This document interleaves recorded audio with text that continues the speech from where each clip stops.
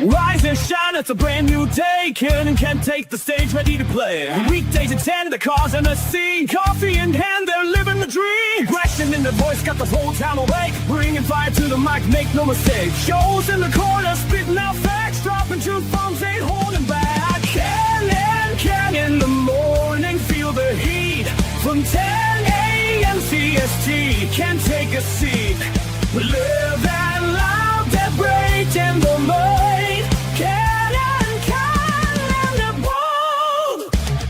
Light up your speakers, crank up the sound. They're talking about life upside down.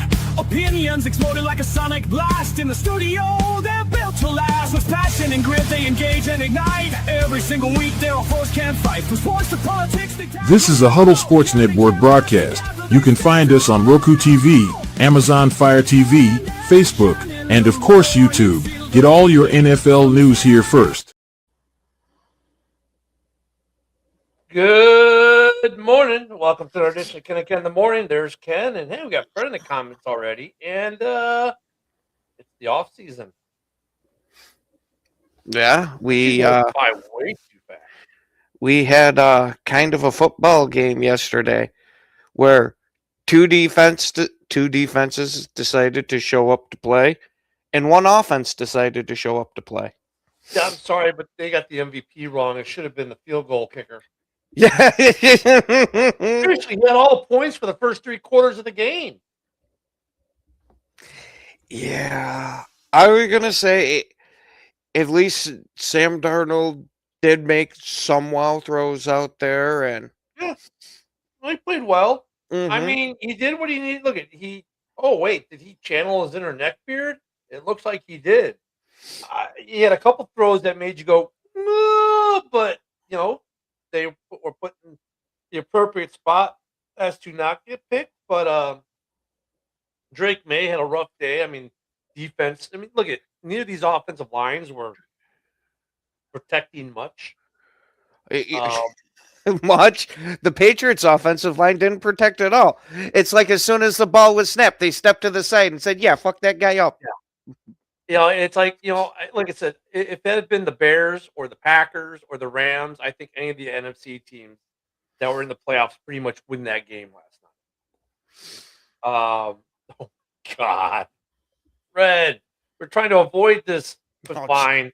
Bad Bunny gained more yards with the football than the Pats. Oh, my God. Yeah, so we didn't watch it. I mean, look at my wife's from Puerto Rico. Neither of us are big reggaeton fans. So we tuned out and watched another show, which we enjoyed more. I can't believe it has to be more than that today as you peruse X and Facebook and all these other social media platforms where it's like, if you don't like Bad Bunny, you are racist. No, I just don't like reggaeton, and neither does my wife. And I just chose not to watch either fucking halftime performance because smoking sound like a better use of my time than either one of those. The TPUSA one was actually pretty good, except for Kid Rock when he came out. He did a lot of whatever that that song. He lip synced. It was obvious, and it was bad. But then he broke into a brand new song, not as Kid Rock, but as his name, and he actually sang, and was actually pretty good. Their show, I tell you what, you know, the NFL, like we spent all last week talking about everything but the game. And now that after the game, everyone's talking about everything once again except the game. That should tell you how bad the NFL kind of juiced this thing up. Because it should have been about the game. That's what this whole thing should have been about. Or the halftime show should have enhanced the game, not become the only thing that mattered. And honestly, that's sad. The only thing that matters to more people than not right now is a stupid halftime show. It's a halftime show of the friggin' Super Bowl, right? The Super Bowl should be what we're talking about, but yet it's all about this, the halftime entertainment. Whether you watched Bad Bunny or you didn't watch Bad Bunny, whether you like his type of music or you don't like his type of music, but now it's like, well, if you don't like this type of music, you're racist. You're not inclusive. Like, dude, not everyone likes reggaeton. It's like they threw, like, I don't know, Napalm Death up there and said, you're racist if you don't like napalm death. If you don't like death metal, you're racist. Like, Okay, no. I was gonna say I have no idea what in the fuck that even Yeah, is. napalm death is death metal. It's like, come on, man. Like, that's what's sad. The game itself was okay. I mean, defensive battle, Mhm. okay. Not If exciting I defensive can tell battle. you, if I'm Christian Gonzalez, I am fucking pissed. He played himself one outstanding game, and that offensive line said, "Nah, we don't want to win."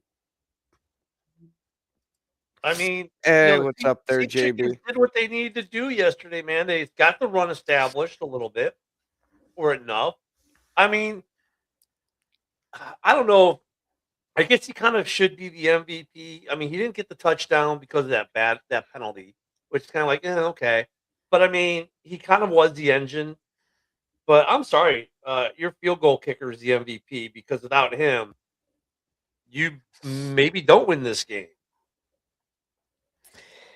He set an NFL record in the Super Bowl yesterday. Mm-mm. Oh, the Patriots also set an NFL record in the Super Bowl yesterday too. They now have the most losses of any team in a Super Oh, Bowl. yeah. Well, when you've been to more Super Bowls than anyone, I mean that kind of Oh, that shouldn't come with the territory. yeah. I know, right? I know, Fred. It's just like I'm so sick of hearing about it. Like, look at the NFL. Hopefully, they learn something. Because here's the irony of it. Like, I get that he had that big message on the board, "Love is stronger than hate," or whatever it was. That's the gist of it. Yet all the hate this morning coming out of certain folks. It's like, dude, did you not get his message? I mean, like I said, it should be about the game. The halftime show should enhance the game, not become the show itself or become the talking point. Like the game should be the focus, and it had been the focus before the game. It's not the focus after the game. Even when we're sitting here trying to talk about the game, we can't talk about the game because the halftime show. I mean, I think that there's another thing though, and Fred, by the time you got to halftime, I think a lot of people were going to tune out anyway.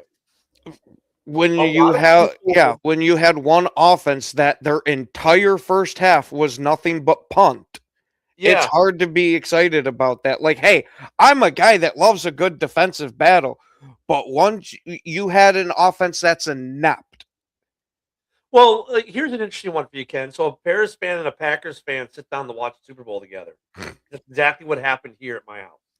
My next door neighbor, the Packer fan, came over, and we're all watching the game. And I look over to him about midway through, like I don't know, maybe it was like 3/4 of the way through the first. I'm like, dude, because even the commercials weren't that great this year, right? No. I looked and said, dude, they've been burning through commercial breaks so fast, they're not even going to commercial anymore. Did you notice that? They Hmm. had burned through commercial breaks so fast that they didn't even go to I commercial after punts like they normally do. I literally said that to my buddy once all that shit was going down with how crappy the fucking offenses were and all the commercials. It's getting towards the end of the game, and I noticed we're not going to commercial breaks. I go, holy shit, they ran out of commercials. Dude, they ran out of commercials in the first half. I mean, in the first half, they had already stopped for the commercial break. And look at, to be honest, most of the commercials this year, the only one I gotta give credit to is Uber Eats, right? Because last year it was Matthew McConaughey, but it's all about food. Oh, Jerry, his last name, right? All that kind of stuff. And then this year they went to football is not about food with oh, what's his name? Bradley Cooper. Cooper, right? And then this year they married it all together at the Super Bowl. They put both ad campaigns together, and that was ingenious, right? That was kind of fun. But yeah, the commercials to quote YouTube was meh. Yeah, yeah. My absolute favorite one was 50's DoorDash. If you know 50 Cent, each thing he pulled out of that DoorDash bag was him fucking with somebody. First it was Floyd Mayweather, then it was Ja Rule, and it was two against or P. Diddy. But I mean, it's just kind of like funny that even the Awesome. commercials were kind of meh this year. Um, They really weren't that good. The game wasn't that good. The halftime show was anything. For some people, they like if you like reggaeton, you like Bad Bunny, it might have been good if that's your thing. For other people, it wasn't. So typical Super Bowl halftime show where a lot of people just didn't like the type of music. And then now this year you threw in the political piece of it, which made it even worse. The only difference this year is like not only did we have the Puppy Bowl, but we had an alternative halftime music show, which about 15, 16 million people tuned into, it looks like. Dude, that's a pretty, people are like, oh, but the NFL got 124 million worldwide. I mean, that that no one really, the Super Bowl is always going to get that. Period. I mean, the fact that like 16 million are people, tuned out to go to an alternative halftime show is a pretty significant number. And considering the most of that 16 million was in the United States, probably, right?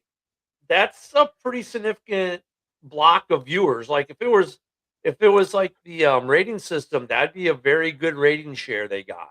So Well, the NFL, dude, that's money on the table. That's money on the table.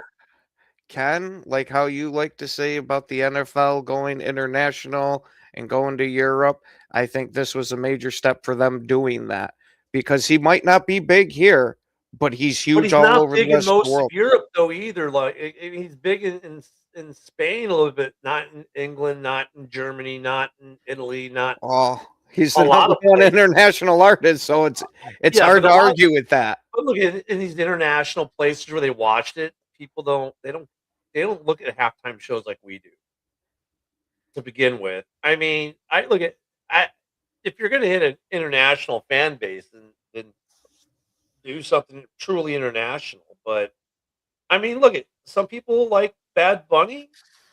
Like see, this is the bullshit I'm talking about. This is the exact bullshit I'm saying. Bad Bunny is trash. I'm sorry, Mike. He's trash. And if you want to call me names, you can, because my Puerto Rican wife will tell it to your face too. He's trash. I- Ah, just, there's got to be some people out there that like him. I mean, yeah. I mean, people are I'm emotionally not one tied of to them. this. I'll just say that. Yeah, I'm not arguing that I am either, but there's some out Hey, there. Mike, let me put it to you this way: he's trash, and Man, I can say he's trash because I don't like his music, and for me, he's trash. You may like his music. For him, he's not trash, and that's fine. But a lot of people don't like his music. Period. End of discussion. I mean, oh, you can't say he's trash. Yeah, I can, and I just did, and I'll say it again. I thought this was true though too. Kid Rock comes out in his intro, and the intro song, which is one of his first hit, dude, bad lip sync. But then when he did the new song under his name, that was actually I enjoyed that song. Um, my wife enjoyed that song too. Um, but yeah, the lip syncing by Kid Rock was bad. See, look, I'll throw shade at both shows. I mean, it doesn't matter. Yeah, I was gonna say that's exactly why I didn't watch either. I'm so good on all of that. Yeah, I mean, yep. oh my goodness, wait a minute. I'm sorry, we forgot to do something. We forgot to do something. Oh yeah, yeah, I got yeah. it. We forgot about our jag off. We have a jag off in the comments this morning. Good morning, Yinzer.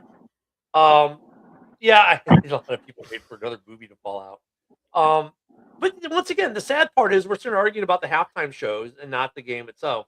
I mean, look, and like I said last week, the game would have to be spectacular. This was going to happen, and guess what? The game wasn't spectacular, and the crown jewel this year was not the crown jewel. Yeah, Black Eyed Peas was not a good show either. Yeah, I wasn't a big fan of that one. Well, they can't, JB, because one of them committed suicide and died a few years ago. So there will be no comeback by Millie Vanilli. You can have a seance. I didn't think the game was that bad. Like, I thought that he wanted his team to score 35 points. All right, Joe's breaking up. Is Lava Warrior? Wait, Lava Warrior. Let me go back up to Lava Warrior, dude. once again, you're the problem. Uh, you're the problem. The problem is not everyone likes reggaeton or likes his style of music or likes him as an artist. That doesn't make him any of this. I guess you're including my wife in on this conversation, who, by the way, is born and raised Puerto Rican. Her family lineage goes back to Puerto Rico for centuries. But okay, Lava Warrior. This is the problem with what happened to the Super Bowl. This is what happened with the Super Bowl. This is what's sad. That this is what we're getting after the Super Bowl. It has nothing to do with the fact that Bad Bunny's Puerto Rican can give two shits. Don't like his music. And his politics didn't help it either. What some of the stuff he was saying coming into the show, that didn't help either. I mean, look at Green Day, man. Green Day, actually, I was surprised by how much I liked Green Day pre-show. You know what was interesting, though, about the pre-game Green Day thing? Normally, that's done off stadium, right? Like last year when it was Avril Lavigne and Joan Jett, that was all outside the stadium. That was interesting. Yeah, Mike, fuck off, dude. That's all I'm gonna tell you. Like, oh, let's put your wife on the show. What? Like, you think I'm lying to you about my wife? Fuck you, dude. Seriously, just fuck off.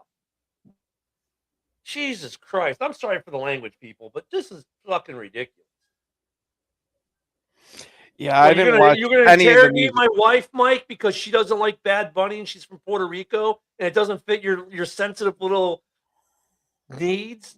I mean, seriously, dude. Oh, I didn't think my the game wife, was by the that way, bad, was to be honest with unhappy you. with the outcome of the game as well Joe- because she wanted the Pats to win. Yeah, Joe, I like the defensive battle of it, but how inept New England was on offense, I couldn't get over. And yes, I know a lot of it has to do with Seattle too, but once you have somebody giving up a shit ton of sacks and Drake May just getting shell shocked out there, that poor man is probably still twitching as we're talking right now. But Hey, Mike, that's I part of the gave you, game, not though, only did I dude. give you her opinion of the show, I told you what her opinion was. She doesn't have to tell you her opinion if she doesn't want to come on air. I'm her husband. I can speak on her behalf, as she can speak on my behalf in a lot of cases. She also did not like the outcome of the game because she wanted the Patriots to win. Would you like her to come talk about that too? Take a long walk, buddy. So, personally, I just felt like the Seahawks defense was just that good, man. And like sometimes it's like that. Like I felt like Christian Gonzalez played the game of his career. Like, he basically, in my opinion, he kept the Patriots in it as long as he could. And he's just like, fuck, can you score some points, man? Like at some point, like, can we get a touchdown or something? Like how many times do you need me to give you the ball back? Like, Joe, I would give you that more if we didn't see the Patriots offense struggle like crazy against Denver too. And yes, I know Denver's another really good defense, but it's not. Yeah, it's they have done this pretty much throughout the playoffs and now in the Super Bowl too. Of the offense just barely putting stuff out there. That's my thing with it. The Cooper Cup, as we were watching the Cooper Cup catch too, Fred brings that up. Like we were sitting there, like. And we were like, if they had ruled that a complete pass, it would have been hard to overturn. That was so freaky because, like, when you watch the replay, the grass didn't move when the ball touched it. So it's like, was it an optical illusion? Was like, were your eyes playing tricks with you with that ball? Did it hit the ground? Did it hit the ground? If this game had turned out any differently, that play might have been argued for the next 10 years because that ball, I don't know, did it hit the ground? Did it not hit the ground? It was hard to tell even from the replay. The grass didn't move. There were no beads that came up. You didn't see the grass move. I was gonna say it looked like the grass moved a little bit. You didn't get the beads, but it looked like it just barely made contact with it. Because it's natural grass, you're not gonna get the beads. Oh, I thought don't they put the beads too on natural grass? No, that way it helps with determining shit like that. No, that those are little rubber. I know what they are. Mm-hmm. Rubber pellets they just put in the fake grass, not on the real grass. But I mean, it was really hard to tell. Like it was just like, but once again though, they have camera angles we don't, and like my neighbor's wife's like, they should have like a camera that's on the field level. I'm like, I bet they do. We're just not seeing it. You got to figure they have that field covered. But that was like, dude, could have been a huge play. Um, that that that could have been huge. I mean, that cup play that was a close one. But if they had ruled that or completed pass on the field, I don't know if they would have been able to overturn it. And then also with the clock run off, I don't know how that would have affected New England. 'Cause remember, they were out of timeouts at that point, or not New England. I mean, Seattle. Seattle. Yeah. Hey, what's cool is like one of the guys from the Seahawks is from here in Pensacola too. So it's pretty cool. You're seeing Pensacola, Florida under his name as they're talking. But that game, dude, like the Pats, like offensively, they like their running game was non-existent. Their passing game, I had their offensive line looked like the Bears 2 years ago. Um, Drake May had a couple escapes, Mhm. but he wasn't the magic. Now you see why he wasn't MVP. Yeah, I don't know. That was a little bit the game to me was a little bit disappointing. Yeah, because Drake May didn't even really try escaping until I'd say midway through that third quarter there. Before that, it was just almost like to me he was shell shocked that it was just coming at him, and it was just too fast for him to process. I kind of wonder did we see that Drake May got here just a little too early? Yeah, I mean, I said that. yeah, you did, Joe. I think, Joe, if you look at the AFC too, the AFC was so dysfunctional this year, and somehow they get through. Because actually, when you go back to the playoffs, the best playoff games we had this year were in the NFC. Bears, Rams, Seahawks, Bears, Packers. Those games, like any one of those, the winners of those games could have and should have won the Super Bowl. I mean, and I'll include the Packers on that because the Packers, their defense was still mighty good, and that DJ Moore and Love were sitting at the game yesterday going, dude, either one of us could have won this game if we were here today. I mean, that's how good the NFC North is. The only pleasure I got out of the game was seeing Vikings fans being mad that Sam Darnold won the game. Having to watch Sam Darnold hoist the trophy. Yeah. But the thing is, though, dude, is that the New England's defense showed that they're Super Bowl ready, dude. Like they kept that team in that game. The offense, not so much. And this is where I agree with what you were saying, Ken. Like the offense has been, doing that throughout the playoffs. And the reason is because now they're playing everybody's a good team, right? Like it's not like in the regular season when you had the cupcake schedule of the league, right? Like now everybody's good. But I think this is a good experience for New England because it's going to show them exactly where they need help. Like if I'm Mike Vrabel, I'm looking at that game and I'm saying, okay, our defense is pretty good, but our offense, we need some superstars. Like we need some playmakers, dude. Like, and they've got we a need some good wide offensive line help. receiver. And we need some Well, offensive the line problem help. is, though, you've got a good wide receiver. You just couldn't get him the ball. You need a running game. You need a tight end game. You need an offensive line. You have like Diggs is a good wide receiver. He can still do damage, but they got him the ball like what, once or twice tops. I mean, they couldn't deliver him the ball because the quarterback was running for his friggin' life or trying to find out, hey, where can I apply for Witsec? I mean, it was that kind of game for them. And the thing that made this game so boring was 3 and out, 3 and out, 3 and out, 3 and out, 3 and out, 3 and out, 3 and out, 3 and out. And I was like, oh God. And then finally in the fourth quarter, like you get some turnovers and okay, now it gets a little exciting in the fourth quarter. By that time, dude, between the boringness of the first half, the controversy of the halftime show, and then the way the third quarter started, people are like, yeah, let me go turn Netflix on and just binge watch something. You know what that game reminded me of, or like how I would describe it is like it's like a heavyweight boxing match, right? And like basically in the first round, like one fighter just landed a jab, and then in the second round, that same fighter just landed a jab, and like those were the only punches landed in the fight. Oh, And then wait. it's like, and then like you get to like the 10th round, and it's like they start throwing a few more punches, but it was like, dude, the first 5 rounds was jabs. Like it was like one jab around, dude. Yeah. Like So that's what it was like. so what you're saying, it was like watching an end stage Floyd Mayweather fight. Oh, I'm not gonna do Floyd like that. I know he ran, but the dude also he punched. You know, he had a Occasionally. share of knockouts in his career. Well, hey, look. How many at the end of them, offseason- though? So today we'll You're not gonna probably get no hear. argument from me there. Today we'll probably hear about the Raiders getting their new head coach today or tomorrow, right? The Bears already made a move today. The Canadian Eagle Actually, has we been got it last re-signed. night. Did he Was announce that it last night? after the Super Bowl? You know, in the post game when they were doing like the trophy and all that Yeah. stuff, a reporter came up to him, you know, congratulated him and said, so what's next? And he was like, I just want to celebrate tonight. But he said Las Vegas, and she was like, so that's for sure. He's like, oh yeah, that's for sure. He's like, I'm going to Las Vegas. Yeah. So I mean, we'll get the official announcement press conference probably tomorrow, I'd assume. The Bears, re-signed a player, so now we're going to start seeing some re-signings. We're into that. The Bears, Canadian Eagle, he's back. But I'm surprised they only gave him a 1-year deal.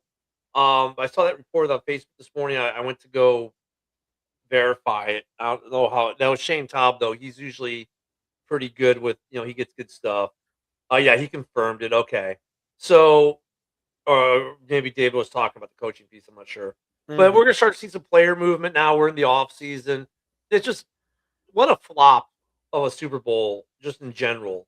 The game wasn't that great overall. The halftime show ended up like the discussion even about the game, pre-game, kind of during the game and post-game was all about the halftime show. Instead of enhancing the game, it kind of took away. And now people are like, okay, yep, it's Cancun time. Let's get into player stuff in the off season. It just kind of like for the season with some of the great storylines that were going on, right? It's just like it was like Started a with a thud. bang and ended with a fizzle. Yeah. Mm-hmm. Yeah. I I mean, agree. congratulations to Seattle, because unfortunately their story gets lost in a lot of this. Like they had a good dude. It's a good story. 2nd-year coach, a guy who was going to leave for corporate America, comes back into coaching. The last 2 years they've been playing really good ball, and this year was, even the preseason. None of us had Seattle winning the division. None of us had Seattle in the Super Bowl. I mean, I seriously thought they story. were going to be 3 or 4 in their division Yeah. because of how their offensive line looked. Yeah. And they just lost Geno Smith. They brought in the Ginger Jesus, and we're like, oh, okay. And You know what? To me, the greatest storyline is from this day forward, whenever you talk about Sam Darnold, you're going to have to say Super Bowl winning quarterback, Sam Darnold. yeah, I mean, And that's like, and he didn't deal for it, dude. He didn't deal for his way to that Super Bowl. No, he didn't. And that's a sad thing is so much stuff got lost in this Super Bowl. Mhm. Yeah, the first ginger quarterback, first USC quarterback to win a Super Bowl. A lot of that stuff got lost because of all the other stuff surrounding this game, unfortunately.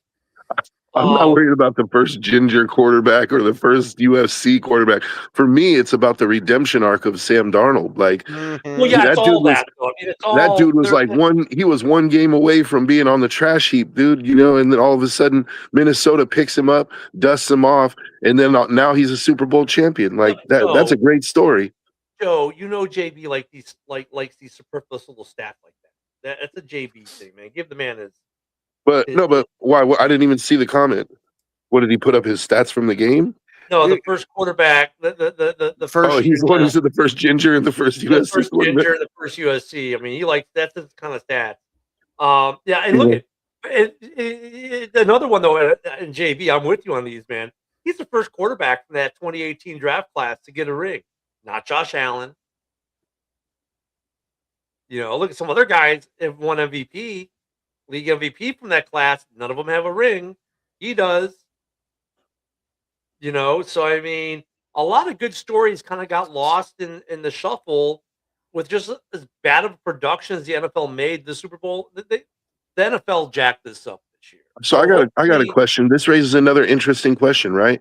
Because with Minnesota, it was like, oh, Kevin O'Connell really helped Darnold and this and that, and he did. like absolutely he did. But I'm saying what before that, you would have ranked Sam Darnold in the bottom 5 quarterbacks in the league, right? Yep, absolutely. Like where does he rank now? Does his performance the last 2 seasons get him into the top 10, top 5 even? I wouldn't go anywhere near top 5, but I'd argue top 10. I think could just in the last 2 years in the regular season, he's 28-6. That's what I'm saying, dude. Those are almost Mahomes numbers. 28-6. I mean, those are almost Mahomes numbers, dude. I actually think there's an argument to be made that he could crack the top 5. And you know what though? Even more so, his contract is very justifiable now. Mm-hmm. I mean, honestly, Darnold. Look, I don't know if he watches the show. I think he might because he channeled his inner neckbeard for 2 years and becoming a really good quarterback because of it. He is what neckbeard could have looked like with more talent. And I love Orton. Okay. But Orton didn't have the arm talent that Darnold has. Darnold has some talent. And he's like, let me take what Orton did, simplify my game, and just make good, strong throws and make smart decisions like Orton did. He has a decision-making process of Kyle Orton, but more athletic skill than Kyle Orton. That's why he's where he's at. I mean, yeah. I mean, I think you could make an argument over his last 2 years that he's kind of creeping into that top 10 argument. You can. I mean, he was in the MVP talk for most of the season. Yeah, sure, he had a game or two, whatever. But his body of work for the whole year, yeah. It's not just this year; it's last year too. I think Sam Darnold has become he's become like you said, Ken, a much better quarterback. He always had the arm talent. He's had the arm talent since USC. His problem has always been his decision making, and when he gets hit in the backfield, he tends to lose control of the ball. That's been his problem. But I think I might have finally figured out what fixed him. He went and called up a few people and got himself an exorcism because he's no longer seeing ghosts out on that field. That was the narrative for him. Shit, his whole career is that Sam Darnold seeing ghosts. Sam Darnold seeing ghosts. Yeah. He didn't look like he saw a single ghost out there last night. Well, but what does that mean, seeing ghosts? It means that he's seeing pressure where there isn't pressure, and it's forcing him to speed up his process, right? So now he's slowed down his process. He's trusting his offensive line for good or for bad, right? And he's making better, sound decisions. And now he's able to use that arm talent that he has. Yeah, and what I think is a major point to it, he was even getting beat up in that game. And he wasn't seeing ghosts. When he had time, he was sitting there and relatively calm in that pocket. Yeah, how many times did they sack Darnold last night? I don't know the official number there, but yeah, he got whacked a few times. And he was trusting his offensive line, and he was doing what he was supposed to do.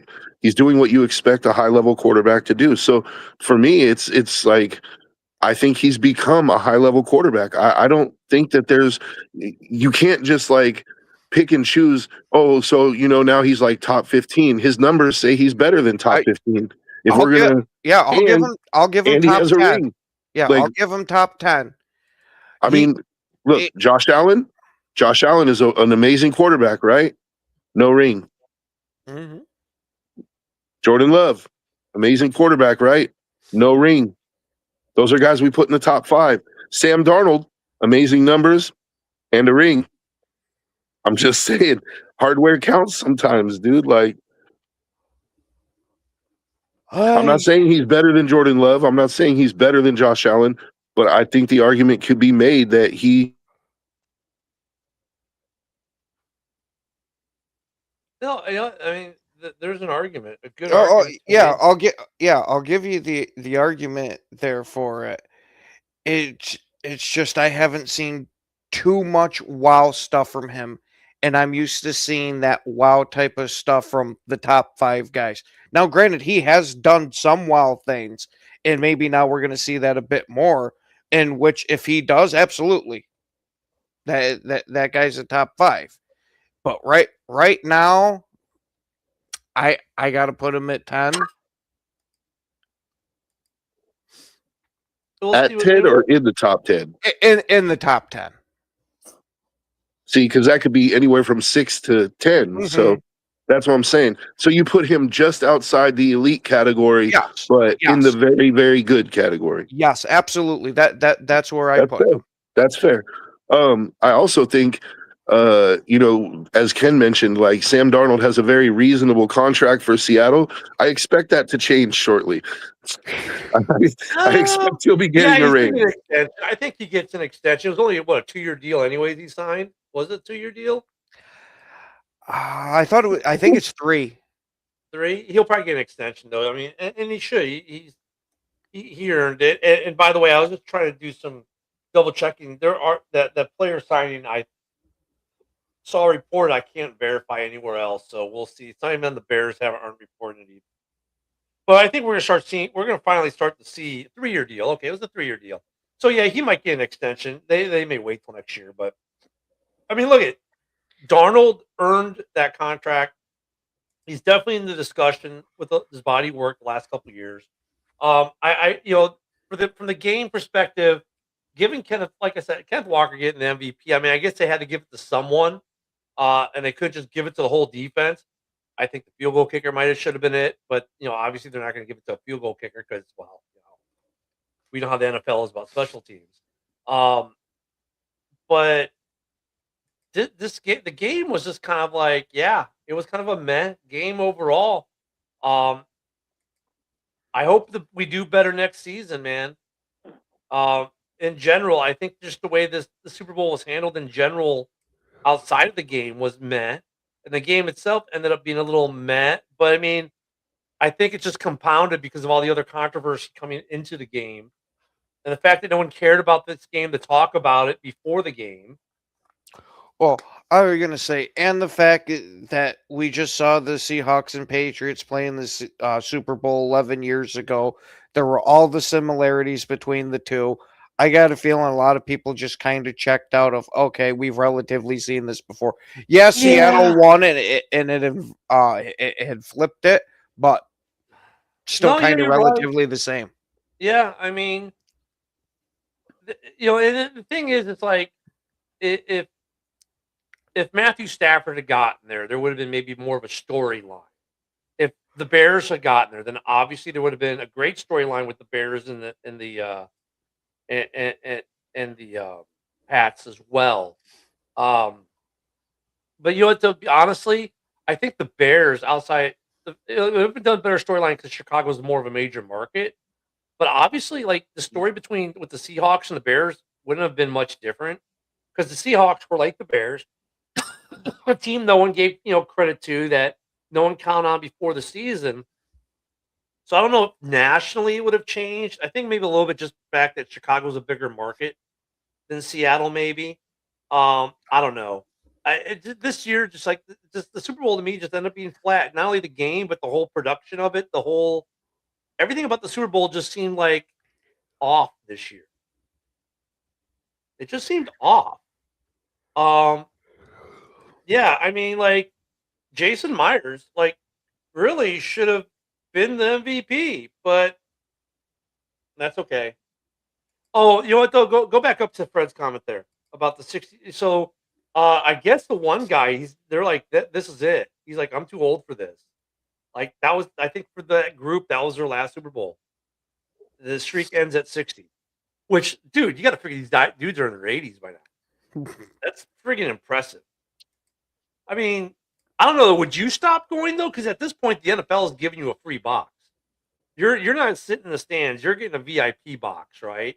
because you're promotional now for the NFL. Yeah, but you also got to remember these are 80-year-old dudes trying to walk through a big ass stadium and all Mhm. that. That's Oh, probably a they're getting the whole lot of VIP everything, man. They're getting Golf cart VIP all the way up everything. to the box. Yeah, Like, you know what I'm saying? But like, look at. If the guy doesn't want to go, I get it because of that. But if it were you, would you still go, or do you say, "Nah, man, I'm good"? After 6 months, man. That would be a hard one to go through to debate between, because I kind of go through that myself with the Packers games. Like, hey, I really want to go see that, but does my back really want to put up with driving 13 and a half hours? So I kind of get where he's coming from with it. because dude, he's not flying commercial. He's not driving a car to the stadium. The NFL's putting him on a private jet, flying him out there, throw him in a limo, bring him to the I was gonna stadium. say if they did all that, then yes. Yeah, You're David's gonna right. make it to where all I gotta do is stand up, sit down, stand up, sit down.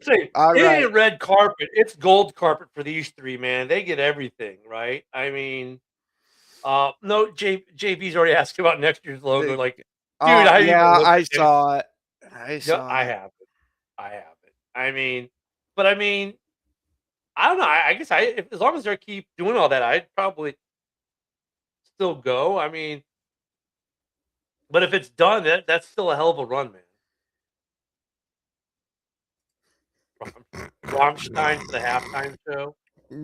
Yeah, that'll go over swimmingly. Yeah, the NFL's gonna have to fix some things. I don't know if this is the Janet Jackson moment, but it might be in some ways.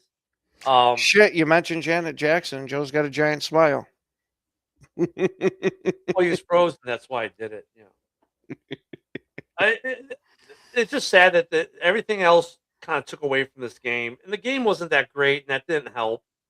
The game didn't get good till like the fourth quarter kind of got good, but even by that point, it was already so far out of touch, out of reach for Seattle. It just gave honestly, by the time New England started doing anything, it was so far out of reach. The game was over. It was a blowout. Can we just say it? This Mhm, Super Bowl was a blowout. It sucked. mhm. It's great for and look at Sea Chicken fans. I get it, man.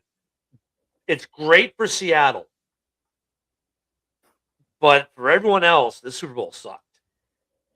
well, I'm a Raider fan, and I don't know. Like for me, I thought the game was it was interesting for it wasn't the competitive game that we were hoping for, but it was a statement game for the Seahawks, man. Like Oh, Yeah, they're for real, and they're here to stay for a while, dude. Like yeah, because I, a they I lot get of that a team lot of together. their They're fucking yeah. Speaking of that, Joe, a lot of their team is still under contract for next year, so they're going to yeah. be able to run this shit back. okay. Let me ask you this though. Would you rather have what you had yesterday in that boring ass game, or would you rather have something that was like that Bears Niners slugfest where it was tied at 7, tied at 14, tied at 21, tied at 28, tied at 35? I Would you mean, rather it's have something obvious like that I that? would rather have a down to the wire game. I'm just saying I can appreciate what that game was for what it was. Like I can, Yeah. as a football fan, I can appreciate the statement. It's like the Legion of Boom Super Bowl against against the Denver Broncos. Like, yeah, was it a kind of a crappy game because it was such a blowout? Yeah, but it's like who does that to prime Peyton Manning, dude? Like, Yeah, it was that a reminds statement, dude. NBC jacked it up too because they could have done so much more with the dark side. They only did one lightsaber trick. That was it. They could have definitely played into that whole dark side of the force thing so much more. And the production value they did on it sucked. They could have really played that up much better, and they didn't. Um, some of the graphics they used for this game, I was like, "Are we back in the '80s?" Um, The interesting thing though is going to be with all the coaches Seattle is losing this year. Like it's not just Clint Kubiak. Like he's probably going to poach a couple of guys from Oh that yeah. staff just to go to Vegas with him, and then you Well, have look at free all the other agency. teams that are looking for, and then you have all the other teams that are looking for new assistants and stuff. Like, Well, and then is free Seattle even agency, going to have a they're going to lose coaching some staff? people. They'll lose some people to free agency as well. I mean, like every team does, whether it's going to be key or not, we'll see next year. I mean, look, the NFC is poised to be the NFC North is just ridiculous. The NFC West is looking like it's going to be ridiculous. And like, let's not even forget that Arizona, while they may be the doormat in the West, they're a pretty solid football team that were a hard out for a lot of teams last year. Uh, Packer fans will tell you that. Took them down to the wire. That's gonna be, they're a team that really is a player or two away from figuring it out. It may not happen for them next year. Let's see what they do in the offseason at quarterback and some other stuff. But Arizona is not an absolutely terrible team. They got some talent. So I mean, the NFC is looking really, really strong. You look at the AFC, a lot more question marks over there, right? I mean, you've got what's going on in Buffalo, what's going on in Baltimore, what's going on in Pittsburgh, what's going on with Cincinnati, what's going Kansas on with City. Cleveland, Kansas City. Um, it's funny because my neighbor, his wife's a Chiefs fan, and he's like, "Yeah, she won't be seeing her team in the Super Bowl for a long time." And like, "Yep." My wife's like, "Why?" I'm like, "Oh, they're on the decline." Like, "Oh," and they are. I mean, next year will be the farewell tour, probably for Andy Reid and Kelsey. I mean, that's fine. But the NFC is looking tough. Is this what we're going to see for Super Bowls for the next couple of years? Basically the NFC Championship game is really the Super Bowl. Is that what we're going to see for the next 2 or 3 years? I hope not. It's bad for football. Well, if we get that for the next 2 or 3 years, hopefully Green Bay's in the Super Bowl each one of those years. Or Chicago. I don't like that one as much. Yeah, well, I don't like Green Bay as much. Oh, wait, you got to beat Chicago first, and you're. Oh, I know. One time. You're One just time. One yes, time. one time in the playoffs. Okay, hold on. Two times we've only for a played season. twice in the playoffs ever, or 3 times in the playoffs. So we own that 1, 2, and 3, or 2 and 1. We own this year's 2 and 1 during the Caleb Williams era. He owns you there. I mean, dude, the tide's starting to change. Just saying. I was gonna say he'll have to get a sweep next year to start talking about any type of ownership. If we split next year, Caleb still has a winning record on Green Bay. That's a winning record. That's not owning. Owning is what Rodgers did to you for 10, 15 years. Yeah, I don't know if we're going to see that with any team for a while in the North, to be honest. But I mean, you could very well see it happen to whoever happens to play the Vikings. Man, but the Vikings are a good football team. You just need a quarterback. And, maybe JJ has a year next year. I don't know. It's his third year. His second year starting, third year in the league. We'll see what happens. Vikings still have a pretty good club, but they got some issues too, which we're going to get into this summer a lot. Especially, I was waiting for Darnold to go, "Hey, Quezzy," after the game or something. That would have been great. Yeah, the story of the Super Bowl just kind of was like not the crown jewel. There are some intriguing teams in the AFC too, though. Like, look at what the Jaguars were able to do this year. If they continue to add to that team, like, well, in Houston, if that offense can catch up to that defense, oof. Yeah.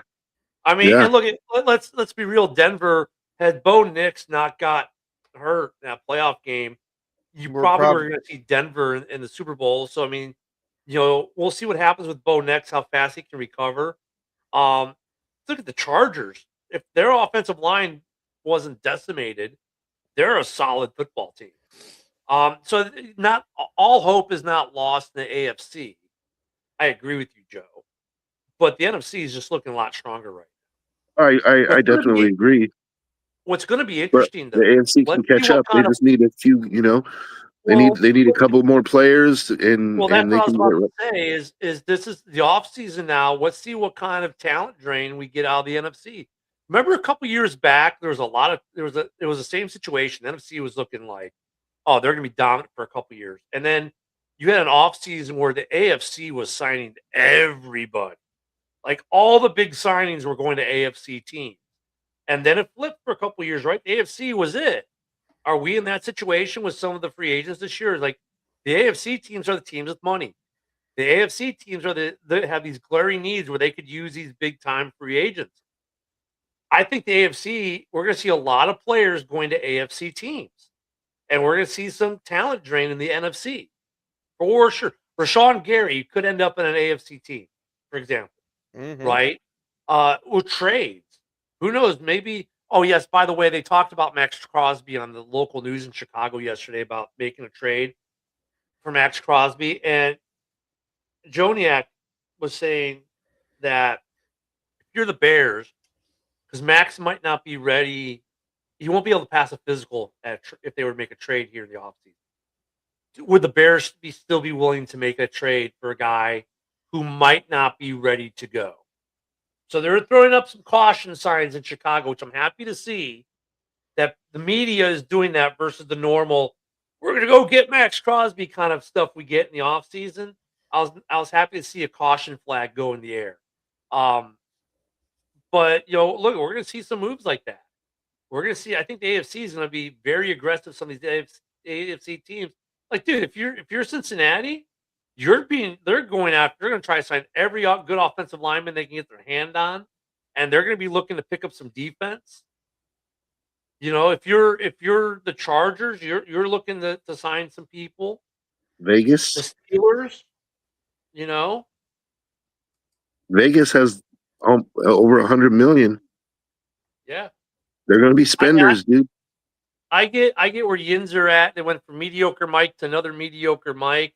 But if Aaron Rodgers comes back, maybe they put some money in. Look at, I think Yinzer, I think for your team, here's the problem. They're in that kind of caught in the middle piece because you've got aging talent that's still serviceable, right? And they can play good games still. And so you got that hope of like they can still win games. What do we do? Do we completely tear it down and start the rebuild now? Or what? And I think the answer is the or what, because that's why they bring in Mike McCarthy to try to get one more year out of this team. And then after this next season, if they don't get it and Rodgers retires, they're going to start getting rid of guys. And then you know what?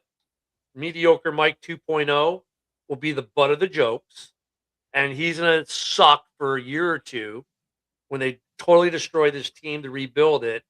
And then he'll be unceremoniously fired with a bunch of cheers from Steeler fans.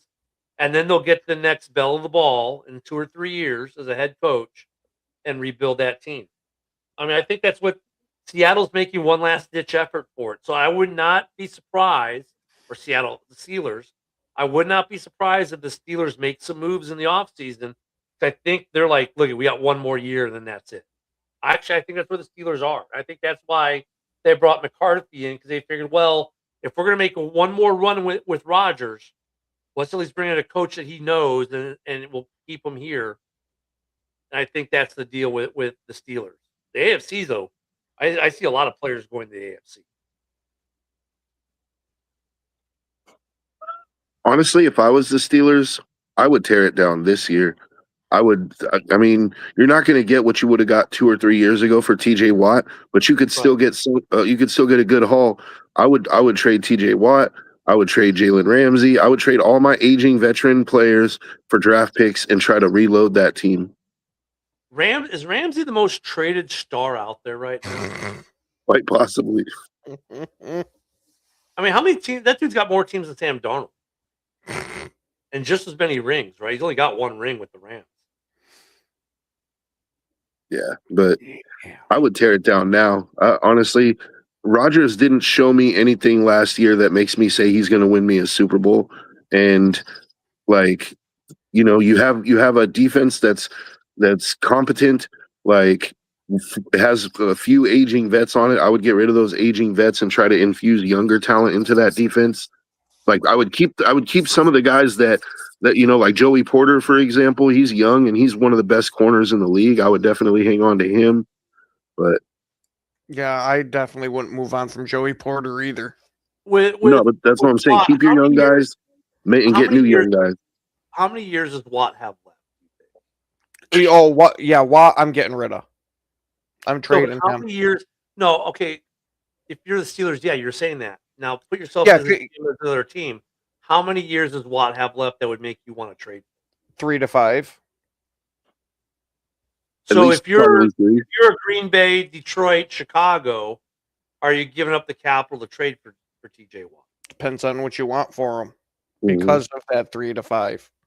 Yeah. Now, I think you might be able to get somebody to give up like a conditional second. And by conditional second, I mean that's the top of it because of his age So and let the me contract. I think you'll get more than that. Let's go another route. Let's look at what the Packers did in the offseason last year, right? With that trade. How many years do you think he has left? Who, Is me- Parsons? Yeah, Parsons. Oh, God. 8, 10 maybe? Something like that because he's only been in the league now. This is his 4th or 5th year it was. It's been 5 years, so he's about 25, 26. I think he's about 4 years younger than Watt, right? No. How old is Watt? Is he 28, 29? Oh, he's got to be in his 30s. Mhm. Yeah, he's 31. 31. Okay. So Watt, you in that contract's prohibitive. He's got the big contract. Mhm. But if you're Chicago, i.e. Max Crosby, they're talking about him because look, he could be the guy that puts you over the top. So is it worth it for possibly 3 or 4 years? I think it's a deal with if the Steelers are going to start selling, they're going to eat a lot of contracts.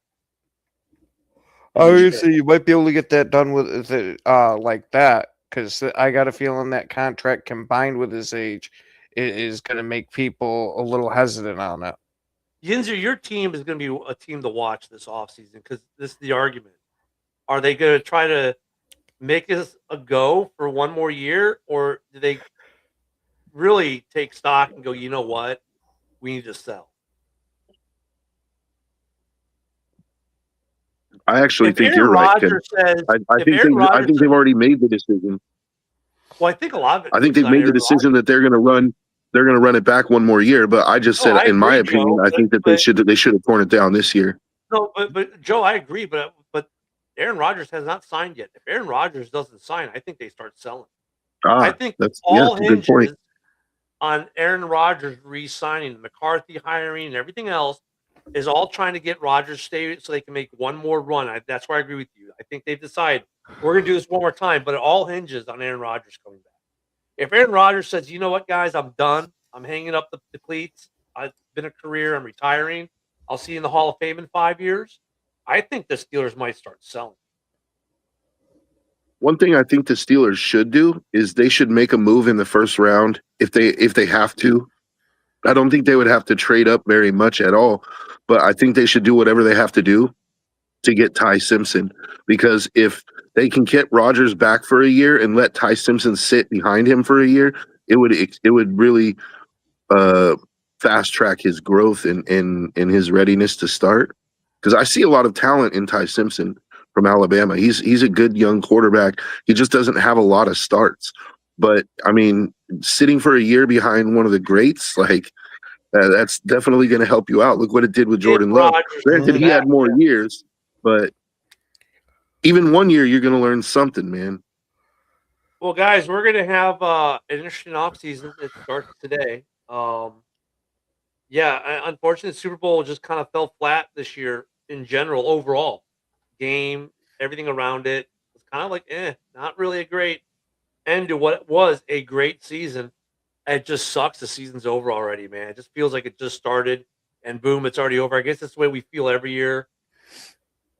Keep it here, guys. We're going to have a lot of interesting stuff this offseason. I think this is going to be a banger. I think this offseason, more than last year, is going to be a banger. We're going to have some interesting. I have a feeling there are going to be some trades that are going to make our jaws drop. Hopefully not Max Crosby. Yeah. I'm hoping. See. Keep it here, fellas. We'll see you all tomorrow. Have a great I'm not as confident Monday. as I was, but I'm hoping. Have a great Monday. Don't forget, Team USA Hockey's on this week, so we got that to watch. All right, guys, have a great one.